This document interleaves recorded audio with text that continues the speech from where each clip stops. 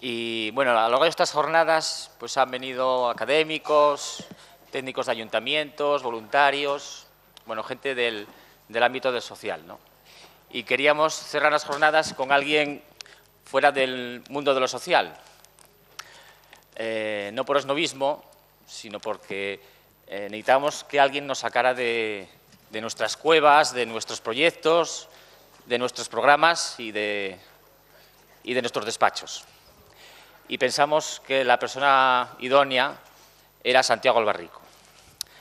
La biografía de Santiago Albarrico, que se ve por internet, pues dice lo primero que es el hijo de Lolo Rico, aunque supongo que con el tiempo a su madre la conocerán por la mamá de Santiago Albarrico.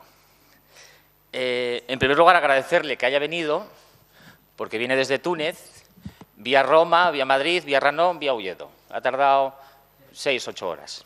Y encima le comentamos que si podía dar una conferencia sobre capitalismo, crisis capitalistas y exclusión social. No le dijimos más y dijo que sí. Estudió filosofía en la Complutense.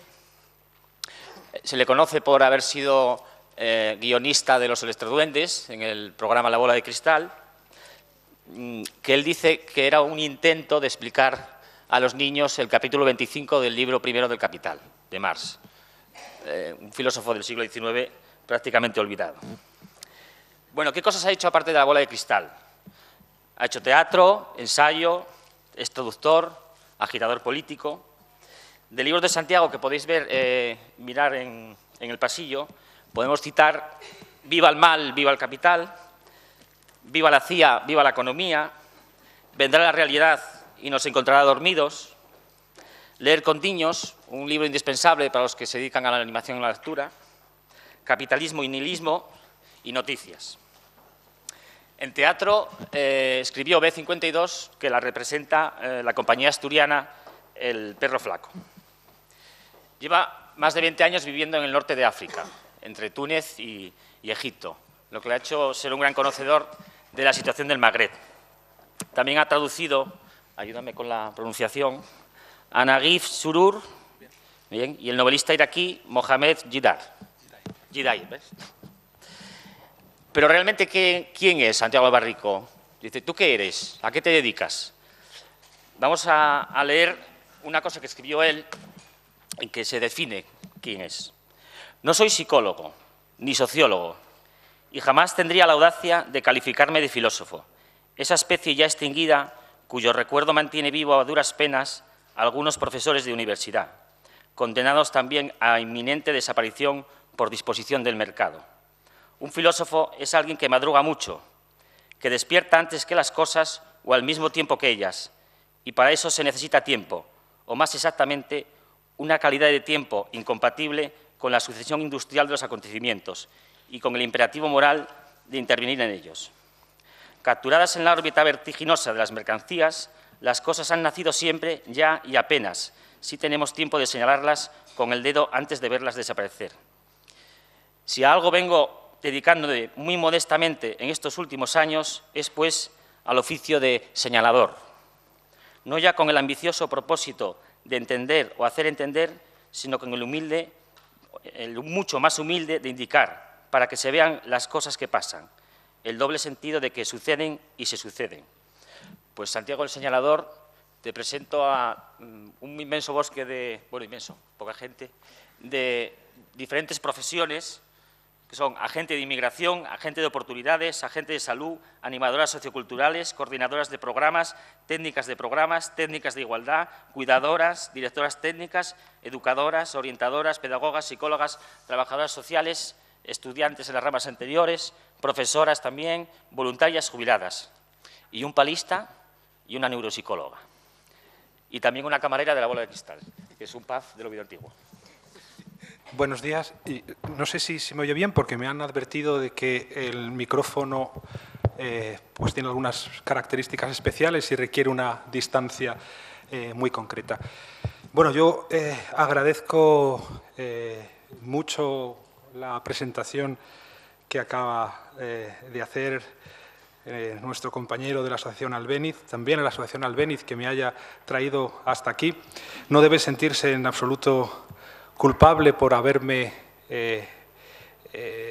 traído de una manera tan tortuosa, no es culpa suya y más bien me tengo que sentir yo casi avergonzado de estar aquí esta mañana delante de personas sin duda mucho más cualificadas que yo, que se dedican además al trabajo cotidiano de intervención directa con el propósito de cambiar una realidad muy dura. Pero en cualquier caso, como vengo, eso sí, como en la ola de un impulso revolucionario que está sacudiendo desde hace 3 meses al mundo árabe, me gustaría de alguna manera poner en relación el tema, el título de la charla que nos convoca aquí esta mañana con lo que está ocurriendo del otro lado del Mediterráneo. Me tienen ustedes que disculpar, pero es verdad que llevo obsesionado con este tema muchos meses. Las últimas semanas, de una manera amarga, lo que se ha producido en el mundo árabe es algo así como un coitus interruptus muy doloroso. No hay que perder la esperanza de que de nuevo se enderecen los acontecimientos y las movilizaciones que siguen sacudiendo al mundo árabe, no solamente derroquen nuevos dictadores, sino que alcancen también un horizonte de justicia social, de desarrollo económico sensato. Pero, en fin, mi cabeza ha estado constantemente ocupada durante los últimos meses por los acontecimientos ocurridos en el mundo árabe. Desde el 17 de diciembre, que empezaron en Túnez, en una pequeña localidad del centro de Túnez, Sidi Bouzid, hasta hoy en que continúan. Mi cabeza y mi mirada, y mi cuerpo también a veces comprometido en estos acontecimientos. Pero en todo caso sí que voy a intentar abordar la cuestión que recoge el título de la convocatoria. Yo siempre cuento, para empezar, alguna historia, algún relato, y durante los últimos meses venía contando, para introducir mis charlas, un cuento de Kafka, el último que escribió, y esta mañana me acordaba de otro misterioso, enigmático, que como todos los cuentos, que son ganzúas que permiten abrir diferentes puertas, permite abrir diferentes umbrales de interpretación, y es un cuento que se llama Las puertas de la ley, y cuenta una vez más la historia de K, bajo cuya sigla podemos leer el propio apellido del autor, de Kafka. K llega ante las puertas de la ley, que están protegidas por un guardián, y se pone a esperar que le cedan el paso. El guardián unas veces le mira y otras veces no. Cuando le mira lo hace, en todo caso, haciéndole saber con la mirada, que sirve también para eso, haciéndole saber hasta qué punto está completamente a su merced y su suerte, su destino depende de él. K aguarda, pasa el tiempo, pasan los días, pasan los meses, se sienta, se instala a vivir a las puertas de la ley, sorprendido por el hecho de que nadie intenta entrar por esa puerta. Está solamente él, aguardando una señal, siempre confiado en que la señal va a llegar y por lo tanto le van a dejar entrar. Y, sin embargo, nadie pasa por ese corredor en dirección a la puerta por la que se pasa a la ley. Y sigue transcurriendo el tiempo y K esperando, siempre esperando, midiéndose con la mirada con este guardián, unas veces completamente indiferente, otras veces despectivo, pues acaba viendo cómo sus fuerzas menguan, envejece, se va muriendo, y lo último que ve K antes de cerrar los ojos y morirse sin haber entrado, sin haber conseguido cruzar las puertas de la ley, es a este guardián que está cerrando las puertas. Y con las últimas fuerzas que le quedan consigue preguntarle: pero ¿por qué cierras las puertas? ¿Es que nadie más va a entrar por ellas. Y el guardián le responde con esta frase misteriosa: por esta puerta te estaba solo reservada a ti y, sin embargo, no has podido entrar. Bueno, intentaré recoger esta historia al final de mi intervención para que cobre algún sentido. La dejo en todo caso ahí, ¿no? Este pobre K, solo completamente a las puertas de la ley, esperando toda su vida, pasivo, sin conseguir cruzar el umbral. Y contaré ahora otra historia. Esta historia es una historia real, una historia que me ha ocurrido. Es la historia de mi amigo Zied. Mi amigo Zied tiene 18 años. Tiene un padre muy mayor, de 75 años, enfermo. Varias veces ha tenido que ser ingresado en un hospital. Una madre más joven, que sin embargo no trabaja. Un hermano que también tiene problemas de salud. Él es el único que aporta algún dinero a la familia. Zied no consiguió terminar el bachillerato. Desde los 13 años trabaja para mantener a sus padres y a su hermano. Se ha estado moviendo un poco por todas partes, trabajando aquí y allá para poder mandar dinero a su casa. No tiene papeles, tiene por lo tanto que esquivar a la policía porque, bueno, pues le pueden pedir la documentación y al no tenerla, llevárselo detenido. De hecho, lo han detenido varias veces, lo han maltratado psicológica y físicamente en comisaría. No le prestaron auxilio médico en una ocasión en que, estando en comisaría, se puso muy enfermo y, bueno, ahora mismo está trabajando en condiciones bastante duras. Encontró un primer trabajo en el cual 15 días después de haber comenzado a trabajar aún no le habían dicho cuánto le iban a pagar, ni siquiera si le iban realmente a pagar. Cuando finalmente preguntó si le iban a pagar y cuánto le iban a pagar, pues fue despedido de su trabajo. Ha encontrado ahora otro trabajo, gana un sueldo bajísimo y lo emplea en mandarlo a su padre para que puedan atenderlo en el hospital de su localidad original. Bueno, esta es una historia que a mí, se lo decía antes a mi amigo Eduardo Romero, me hizo pensar mucho en él, en historias que he vivido con él aquí en Asturias, en historias que he leído en sus libros. Es una historia en algún sentido ejemplar, la historia de un inmigrante.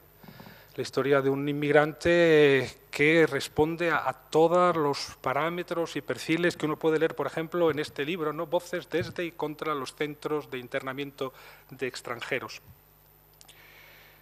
Este chico ha sido víctima de todas y cada una de las experiencias que relatan los testigos de este libro, ¿no? Desde maltrato físico y policial, denegación de auxilio médico, retención ilegal, amenazas, también desprecio, mucho desprecio a través de la mirada, desprecio a través de la distancia.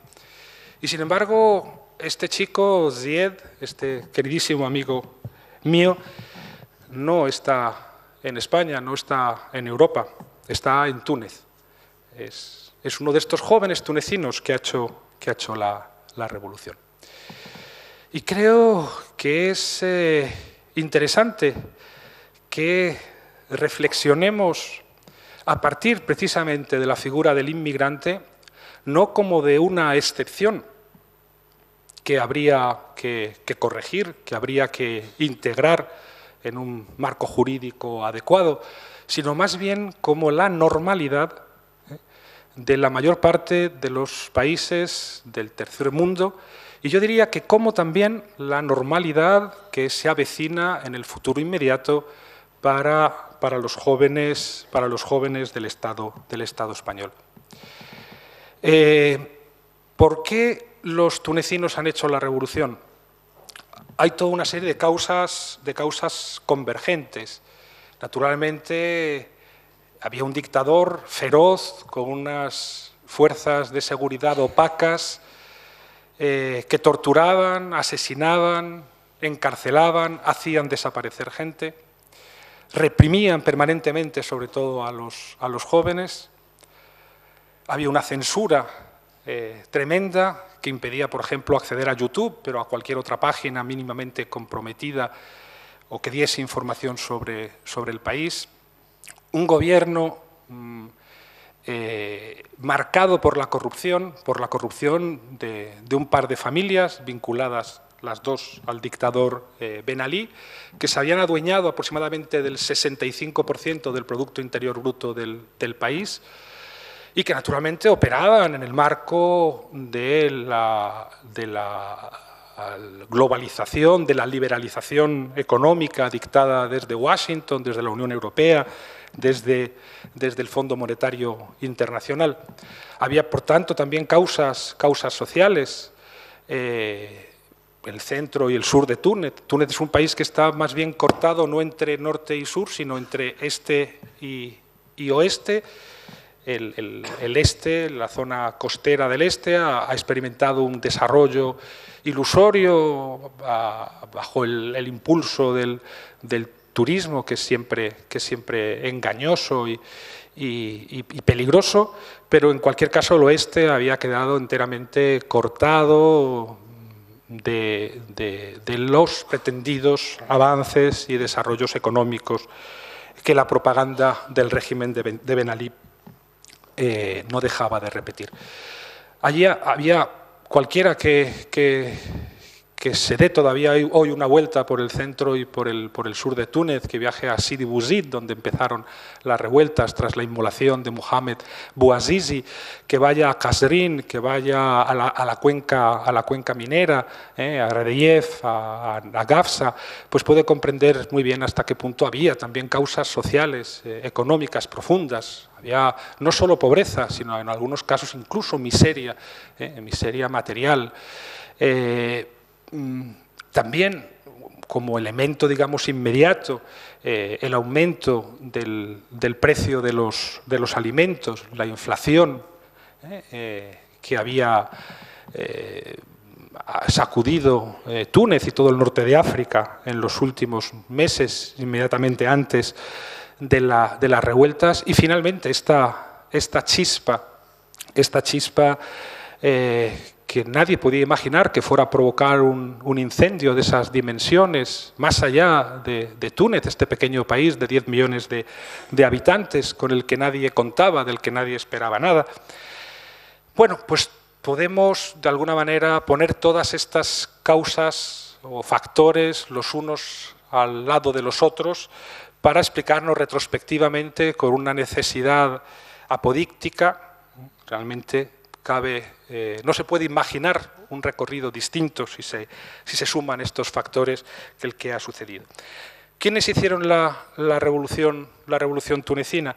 Bueno, pues en general se los llama así, siempre, ¿no? Cuando hay una revolución se les llama pues, los desfavorecidos, el proletariado, o en términos más generales, los excluidos.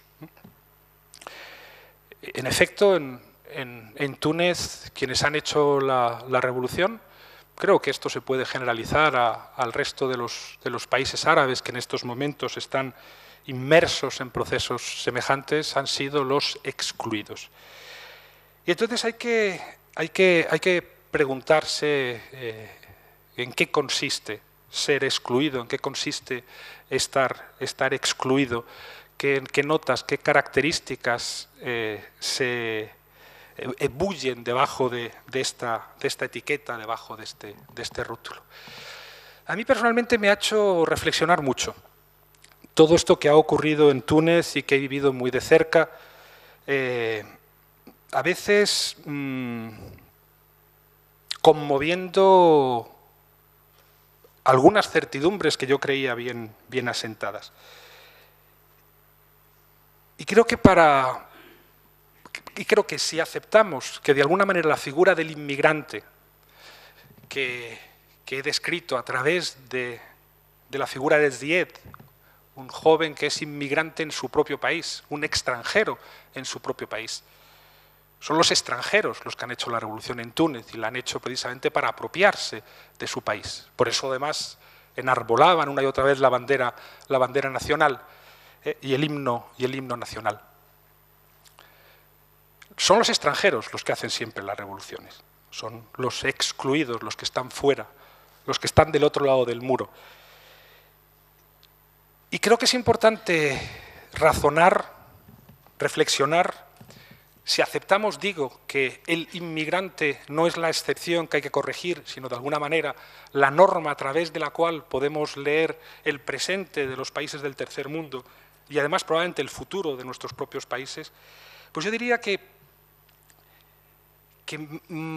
solo podemos entender lo que significa la exclusión si dejamos de momento a un lado este término y jugamos más bien en torno a la oposición entre otros dos conceptos relacionados etimológicamente con el concepto de exclusión.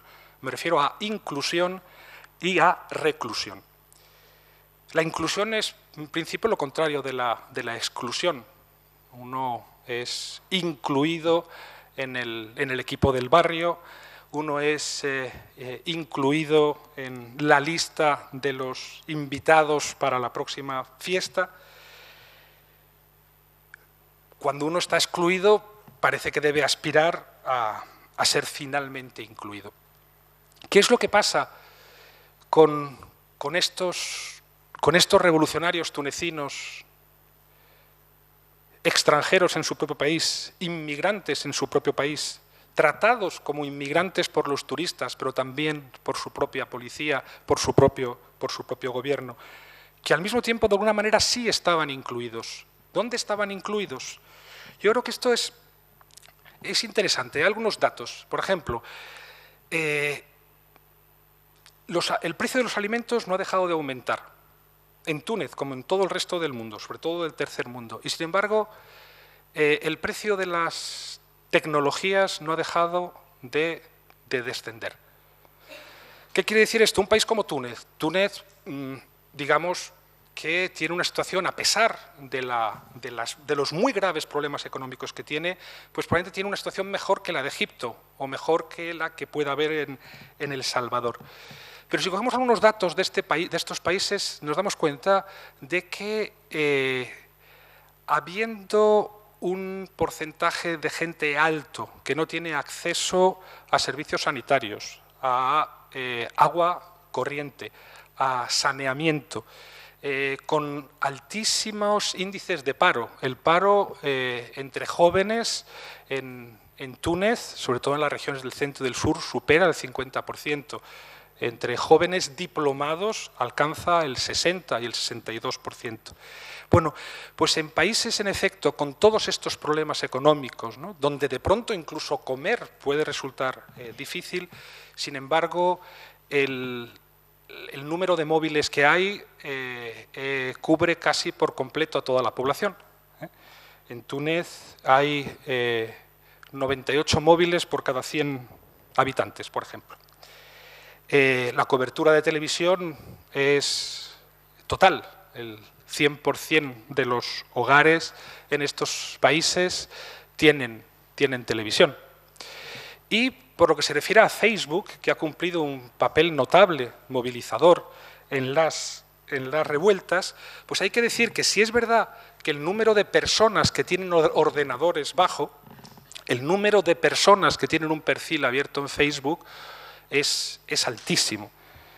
Hay que tener en cuenta, en el mundo hay ahora mismo 5.000 millones de teléfonos móviles.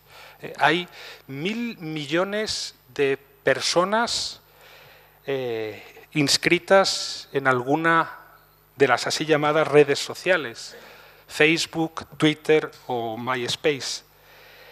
Y, por lo tanto, digamos que estas poblaciones inmigrantes en sus propios países, extranjeras en sus propios países, al mismo tiempo están incluidas en un circuito de información global que introduce un curioso desnivel prometeico, por citar ese término del filósofo Gunther Anders. Él se refería a la desproporción, al desnivel que existe entre lo que podemos hacer y nuestra capacidad para representarnos las consecuencias de nuestros actos. Él pensaba en el piloto del bombardero que, apretando un botón, provoca consecuencias, efectos mortales que es incapaz de imaginar.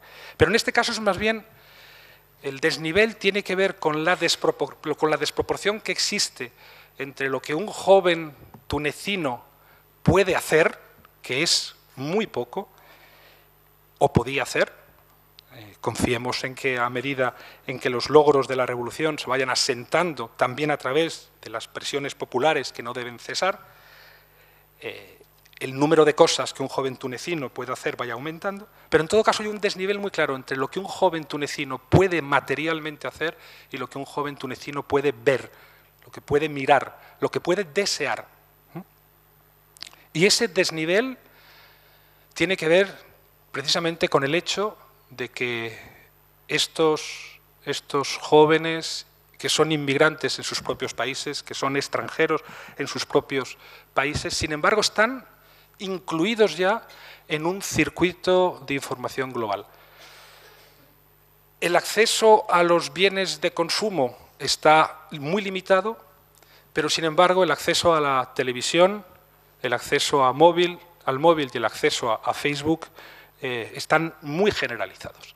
Por lo tanto, hay que reflexionar sobre lo que significa el tener acceso, mientras uno cada vez tiene más difícilmente acceso a alimentos, o no digamos a mercancías más o menos suntuarias, que sin embargo caracterizan el universo del consumo occidental, el hecho de tener acceso a estas mercancías muy particulares que son la televisión, el móvil o las redes sociales. Porque esas son mercancías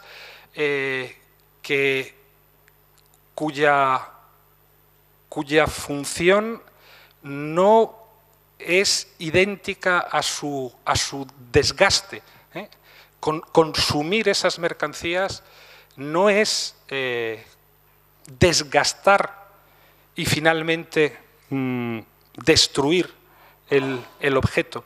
Son mercancías a través de las cuales uno entra en contacto con otras mercancías, con otros sujetos, a través de las cuales uno de pronto descubre ante sus ojos hasta qué punto el mundo en el que vive, los márgenes en los que se mueve son estrechos. Por lo tanto, es importante tener en cuenta que hay una desproporción, un desnivel prometeico entre lo que un joven puede hacer y lo que un joven puede ver en estos momentos.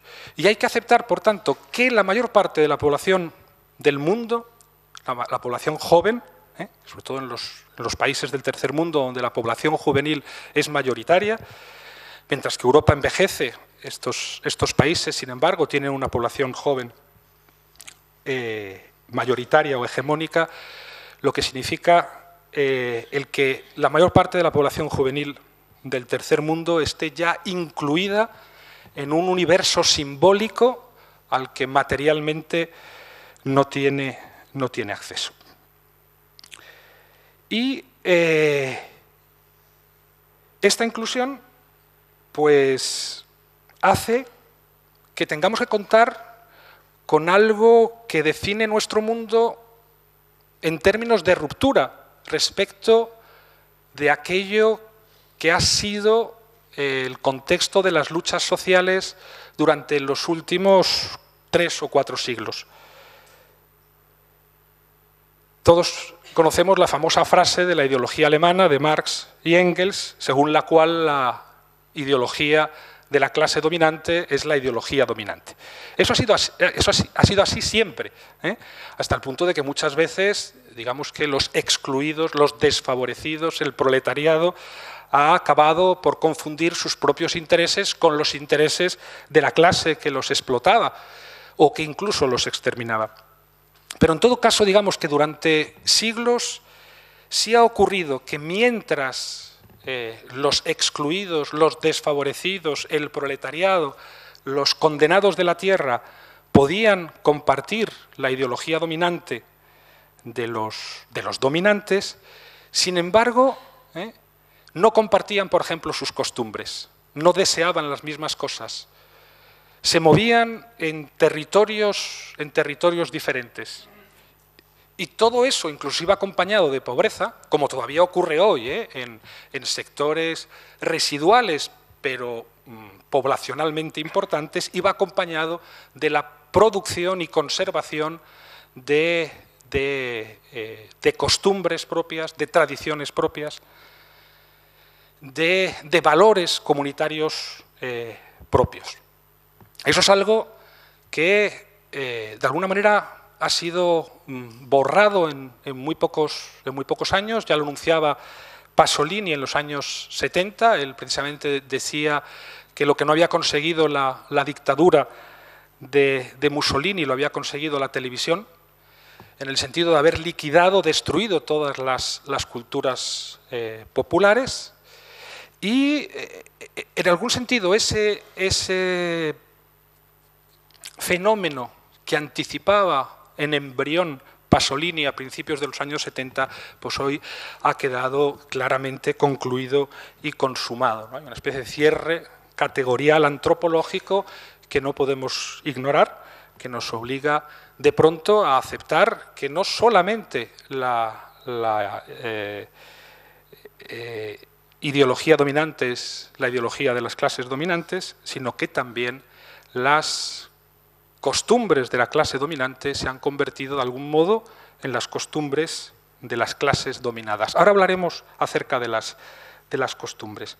En todo caso, si nunca ha sido más visible la pobreza, tampoco ha sido nunca más visible la riqueza.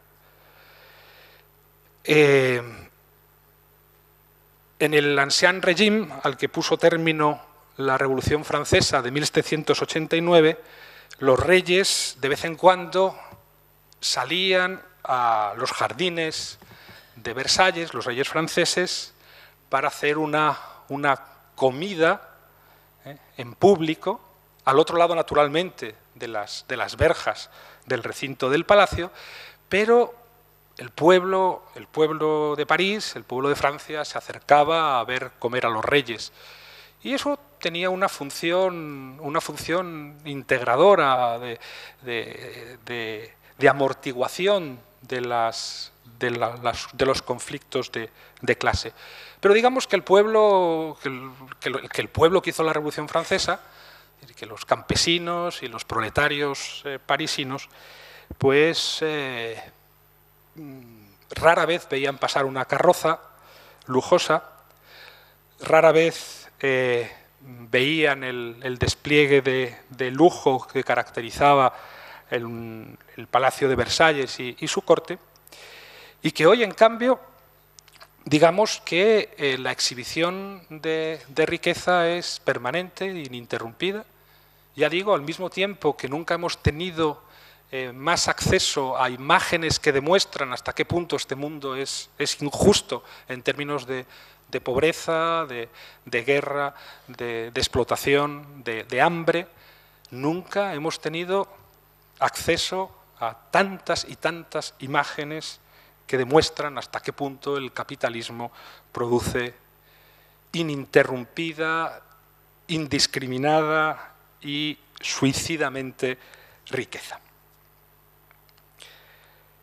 Y en ese universo simbólico están incluidos ya los jóvenes que han hecho la revolución en Túnez y los jóvenes que se están levantando un poco por todas partes. Eso es el fenómeno de la inclusión, de esta inclusión paradójica que genera efectos obviamente de malestar profundo.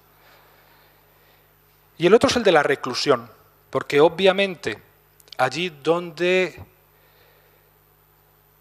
a través de estas tecnologías que surgen del seno del capitalismo, que son muy funcionales al capitalismo, pero que de alguna manera ponen en cuestión también, en virtud de una contradicción íntima, algunos de los propios límites que ha estado siempre marcando el capitalismo, por ejemplo, la funcionalidad de los Estados-nación,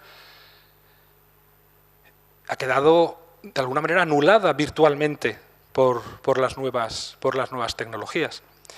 Pues digo que allí donde de pronto la mayor parte de la población juvenil del mundo está incluida en esos circuitos simbólicos, sin embargo, materialmente no puede acceder a esas promesas, a esos objetos de deseo.